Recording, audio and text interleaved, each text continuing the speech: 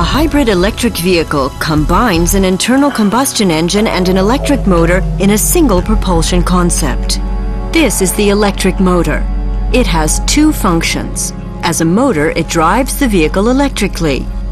As a generator, it produces electrical energy and charges the battery. The connection between the electric motor and the battery is the inverter. It converts the direct current of the battery into the alternating current used by the electric motor. When driving electrically, the battery supplies the electric motor with energy. The battery is recharged during braking and when driving with combustion engine. Braking action releases a lot of energy. The regenerative braking system from Bosch ensures that as much braking energy as possible is recuperated to charge the battery.